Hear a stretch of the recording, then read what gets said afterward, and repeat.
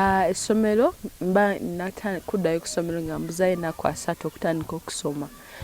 Maaso awo, I think mwezi gw'omunaana oba ogw'omwenda, is when I'm going back to school. Emabega kaawo waliwo videos ezavayo ku social media ne zisaculatinga abantu ne bajajinga. Videos zino wazirabako? Sagala zoogerako. Like kyakweyisa kiki? Mazima sagala kyogerako because now I'm okay. I don't want to talk about it, I don't know when nkyogererako. No, because it's worse. Yeah, I know. Honestly, nze nga nze ndowooza sikyavunaanyizibwa and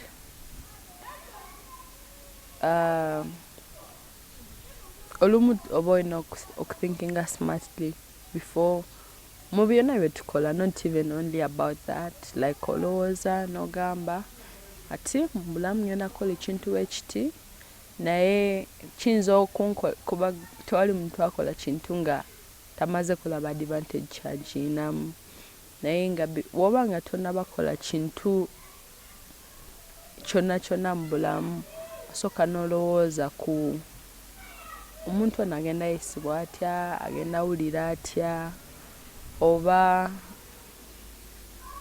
like kigenda mutwala batya okwesalirawo nze nga nze ng'omuntu ddala kigenda kukolera bwe kiba kikoledde ye kigenda mukolera batya. So just it's called respect sometimes n'okubaamu ak'obuntu ng'omuntu. So respectinga nnyo olumu privacy y'omuntu oba olumu because a lot of people are trying their best to change their lives to a certain point.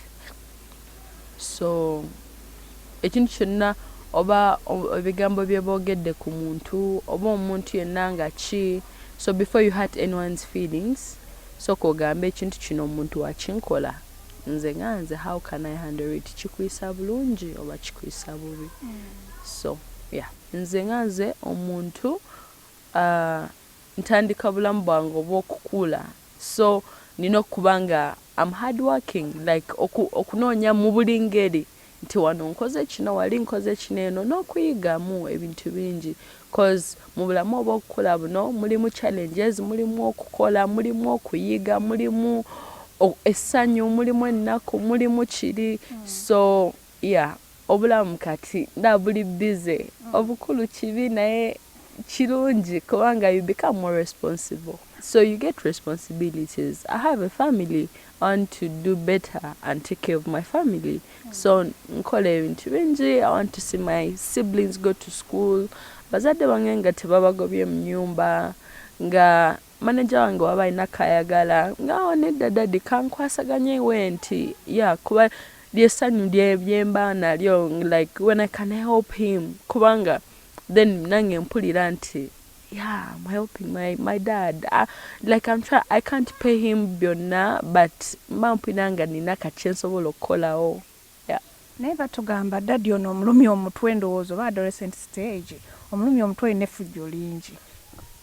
Okusinziira kati kumu abantu abandaba, you people have watched me grow up. Ndama nine eddalo erirumya omutwe. Sikiwa nti mulumya omutwe. I'm not perfect. See, like cause like mu bulamu tewali ali perfect, but I'm trying my best okubanga mu kukula kwange sisobola ba perfect buli kyenkola kituufu naye ngezaako okulaba nga sikola. I know where I'm supposed to be. Like I'm trying to be so much a better version of me. Sisobola kubeera perfect but ngezaako okwerekereza bingi ngamba kino kikola siina kikola naye mba nga nkyagala nnyo naye mba nga influence nyingi nnyo ngamba nedda nze manyi jenava manyi olugero lwange and dad is going kati wali abato abatate bo like bato, so ejene erimu eddalu kino eno so dad simanyi oba nkulumya omutwe naye sikiwa. Okay, kubuno obukulu bw'emyaka gyo gy'omaze mu bukulu bwo kintu ki kyewejjusa n'ogamba banaye kino ekintu nejjusa okukikola oba nejjusa olunaku olwo? Kyemanyi mu bulamu buneeno bintu bingi nawe olina bingi byokola up to today. Buli muntu alina byakola. No, neowejjusa, you can't change anything. But I think abantu bye balowooza nti twejjuza okubikola, let them be lessons in our lives. Nti kino nakikola oba tekyali kirungi oba sakikola mu butuufu bwakyo oba ki, naye kwali kuyiga gyendi tisijja nti maybe nasi only to you, but n'abaana abalala oba n'abantu abalala abakulaba bagamba kino kyali bwe kiti but yakihandolinga waati oba kino kyatukawo bwe kiti kati nakiyigamu. Even kati nange kankubuulire in life okwejjusa is not a solution, but in those things that we call challenges or mistakes, let it be a lesson in your life. Yeah. So I think just to yiga buyizi no matter kino. Yeah. Okay. Yeah. So kati owulira nga tosobola kuddamu kukola nsobya ezo? Nsobola kuba simanyi. Nga wengambye nti omuntu taba perfect, naye gwe nga gwe weekubiza nagamba nakola kineeno oba nakola kineeno nga tomanyi oba nga togenderedde oba nga influence olumu excitement olumu ki, and we don't know the future. So tosasuubiza muntu nti wallahi mama sigenda kuddamu kubba, wallahi sigenda kuddamu. Maaso eyo oyinza osanga akasente ng'okeetaaga n'okatoolako n'okabba. So just buli muntu agezaako okubeera okukola ekirungi, naye nga ensobi tetusobola zidduka cause we are not saints, ffenna twonoona. Bannange nyongera okutangaaza ekintu kino, sirina Twitter account.